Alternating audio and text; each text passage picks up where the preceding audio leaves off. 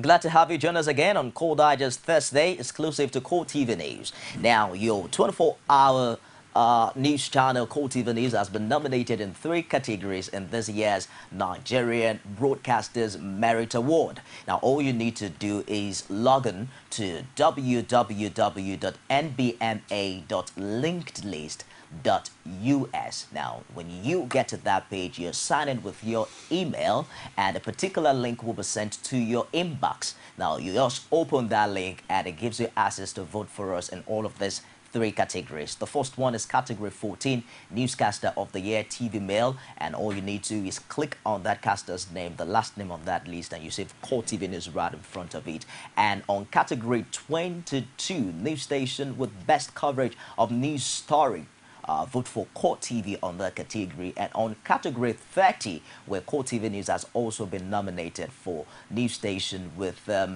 Creative Innovation. Did I get that?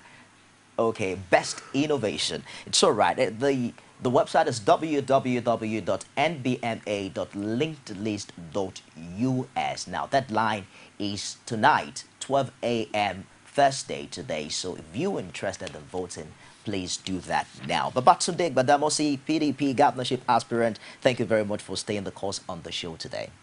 It's a pleasure. Mohammed, let's just take one of Mohammed's questions before we go on.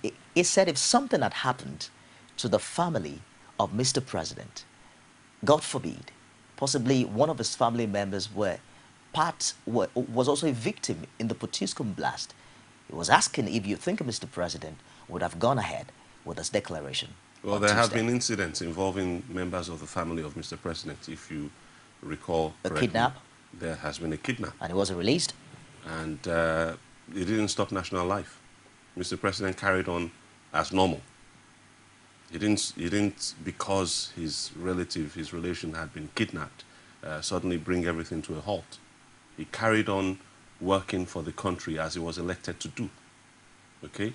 So the idea that we must bear in mind the motivation behind the activities of the terrorists. I'll have to hold you What they again. want to do exactly is to get us to stop doing what we would do normally. Hello, for Lily. fear. Good morning, Lily. How are you today? Good morning. How is Benway today? I'm afraid we lost that. Please call us again. We'd love to hear from you. Please go ahead with the contribution.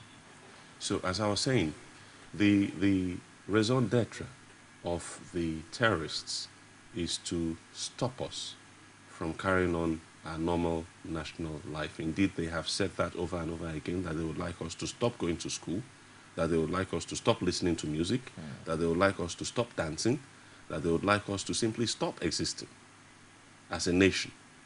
And in my opinion, the very day that we decide to interrupt anything that we would have normally done as a country because of a terrorist activity, that's the day we lost the war. Nigeria was exceptional in its fight against the deadly Ebola virus. I mean, even WHO came out 22 or so days after to validate us free of the virus. Now, quite a number of commendation, but the interesting part is how people could work together along both party, religious and ethnic divides. We saw Lagos, we saw Rivers State working hand in hand with the federal government. Why is it so impossible to translate this same spirit of oneness into politics? May I explain to you the reason why it happened that way? Just before you do that, we have Tochukwu online. Good morning, Tochukwu. How are you today? I'm very fine. Good morning. Good morning, Tochukwu. How are you? Good morning. Please, I want to make a contribution. Go ahead, please. Okay. Without... Oh, I'm afraid we lost that. We lost that. Please go ahead. As I was saying, the reason that the APC suddenly realized that this was a national threat, a threat to national life, was because Ebola is not in a chain of command.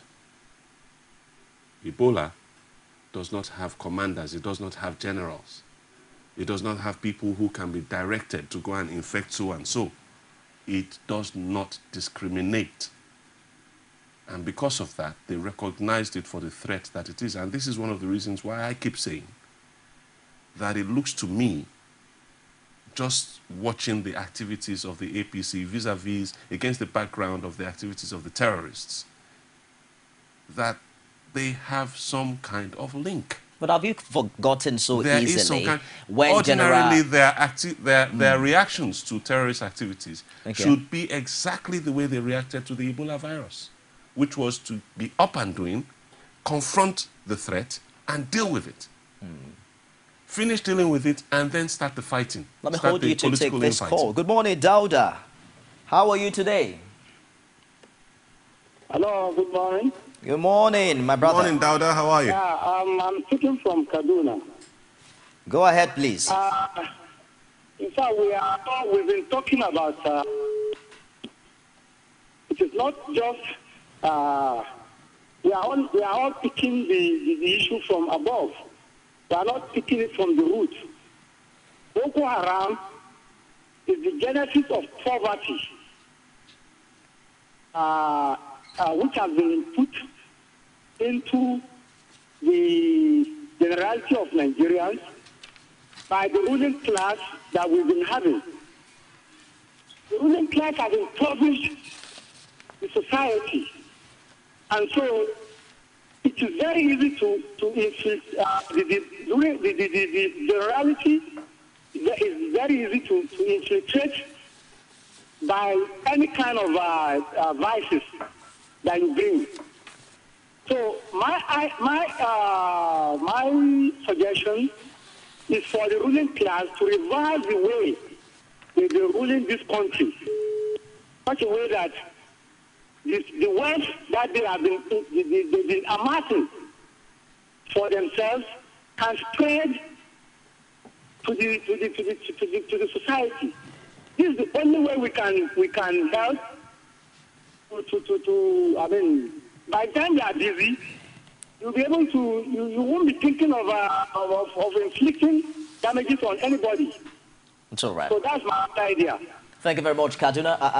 Dauda, please, I beg your pardon, calling from Kaduna. Talking about poverty, Mr. President talked about Nigeria meeting its Millennium Development Goal 1 on reducing hunger and extreme poverty 2 years ahead of 2015 targets set by the United Nations. There's still much talk about poverty in the north being a reason for the healthy growth in insurgency. How do we match these two facts together? This is where the state governors and the local government chairmen come into play, because the federal government does not have exclusive authority over every aspect of our national lives. For instance, in the area of power, the federal government does not have exclusive rights over generation and distribution anymore, at least since 2005. Okay? In the area of agriculture, the federal government does not have exclusive powers in that area. Let me hold you for a minute. Good morning, Habib. Habib, are you there? Yeah, I am there. I'm here. Let's go ahead with the contribution. Hello? Go ahead, Habib. Hi, Habib, how are you? I was just talk to Mr. Bedamasi. Can you hear me? I can hear you very loud and clear, Habib. Carry on. Mr. Bedamasi? I can hear you, Habib. Carry on. Yeah, I think this is what all politicians need to take into consideration, that when you are talking, when you are inciting the public about the opposition or any other political party, it further divides us. Like the APC has links to the Boko Haram. APC will also come and say, PDP are not telling us what they know about Boko Haram. This further divides us along ethnic and religious lines. Please, all politicians should not take it as do or die, please. This is just my advice. Mr. Brian. I agree with him. Thank you very much. Entirely. Thank God that you agree with us. So I agree with him entirely. And that's precisely what we've been trying to tell the APC, that the reaction of the APC governors to the Ebola virus saga should be their reaction to the terrorist issue. But would that mean that you'll be retracting your statement that APC is politically responsible for Boko Haram in Nigeria? No, I won't. Okay. Until they change their stance, Well, until they change their attitude that won't be to totally terrorist agreeing bombing, with that won't be totally agreeing with Habib. Until they change the way they react to terrorist activities, they remain suspect in my eyes and in the eyes of many reasonable, ordinary Nigerians out there. You read Yako's letter and Obidi's letter as well, indicting Mr. President and the presidency in all of this. Beyond all of Well, these the thing to debates of remember words, is that at the end of the day, the president is the commander-in-chief of the armed forces. Therefore, all the arms of the armed forces report to him directly. And because of this, he has access to far more information than any other Nigerian alive, including the former president and the ex-governor of Adamawa State, who apparently was alleged to be harboring mercenaries from neighboring countries in his state, in clandestine camps all over his state. So he's one to talk. all of these are issues that we cannot prove on this platform. So let's just try as much as possible. Well, you referred to the letter. I had to quickly. Of course, I could prove the letters because they were on the front pages of the papers. Let's take this call from Mustafa. Good morning. How are you today? Yeah. Good morning. How are you? Mustafa's Borno State. Yeah, from Borno State. Good morning, Mustafa. How are you? Mr. Governor, not yet. Not yet. I'm Mr. Aspirant to Mr. Babatunde Fashola is the governor of Lagos State. I beg. To some extent, you are insensitive to the problem of the people. So, for instance, we are in Borno here, we knew exactly what transpired in Borno. For instance, between 2011 to 2010, part of 2012, how do you call it, whereby soldiers, military, constitutional authority lock down a particular street, bring out, because of a bomb blast, bring out all the young men and kill them. These young men are not Boko Haram terrorists. How do you call it? Do you call it something that you, as Mr. Governor, to be? Will you tolerate that? Absolutely not. Will you take that as absolutely not abuses or impunity by the military? If such a thing happened, then that bears investigation, and the perpetrators must be brought to book. I agree with you. 2011 and 2012, there was no collaboration by the people, support by the people to the military, and this is exactly what the military were doing then, and this is why there was condemnation by northern leaders. Even the human rights, the international amnesty group, they condemned this.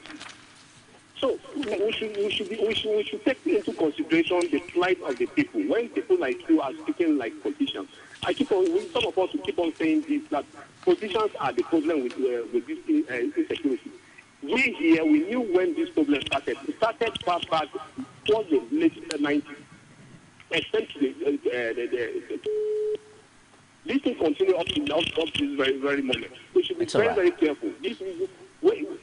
Those of us that are affected, this thing is when we are seeing people in authority that talks like this, it sounds like... I feel your pain, Mustafa. Thank you very much for your contribution calling from Borno. But back today, Olalerik Bajamosi is PDP governorship aspirant in Lagos. I'm sure that you're going to come back again, and so that we'll find time to discuss your aspirations and what your plans would be if you want people to vote for you. And by the time you kickstart your campaign, you sure know that this is a place to be. That's a matter for another day. Okay, it's all right. We'll discuss national security today. A big thank you to every one of you who have called. Sulaiman from Imo, Kingsley from Enugu, Usman from Abuja, we had Henry from Anambra, Mohammed from Kaduna. Quite a number of people called from Kaduna today. Habib, Tochiku. And I'm sorry that time did not permit me to answer all of the questions. I mean, all of the questions. Asked. I wish I could, because there are some really interesting answers. That's why I said you will come back again to do justice to that. Ogbefu from Benin and Lily from Benue. Our last caller today was from Borno State, Mustafa. Thank you, all of you, for calling. Do not forget, it's about time to do it for Core TV's news now. It's rounding up 12 a.m. tonight. Vote for Core TV News in 3 categories of the 2014 Nigerian Broadcasters Merit Award. All you need to do is log on to www.nbma.linkedlist.com US, and of course you sign in your email and a particular link will be sent to your inbox. You have to open this link within 15 minutes of reception, and of course you can vote for us rather in categories 14 Newscaster of the Year, Male TV, and of course category 22 Best TV Station with news coverage. I'm always mixing that around. Was it now? Okay, it's not on the screen yet. Of course, category 22, 14 talks about Newscaster of the Year. Category 22 talks about Best Station with news coverage. And of course, category 30 has a lot to do with, okay, that's it there. Best coverage of news story in category 22 and category 30 TV Station with Best Innovation. On to tomorrow when we meet again on Core Digest. Keep working on building our one undivided, indivisible Nigeria. I am Nifemi Oguntoye. Stick around for the top of the hour news. Glad to have you join us. Another edition of The Political Arena, the most detailed and incisive political show. If you are a sitting governor and the opposition is able to stomach structure against you, that means you are wicked to the people. Until the end of our time, I'm the legitimate authority to govern this country. Give me 20 minutes to move or they will shoot me. He has no chance for survival. If he likes himself, this is the best time to get out before he perishes. The PDP as a ruling party has failed. So anybody who thinks that government will fold his hands and allow miscreants to take over the streets of our own state and cause havoc is deceiving himself. The good, bad, ugly, and beautiful sides of the Nigerian political system. Join me every Sunday at 9:15 p.m. on Core TV News.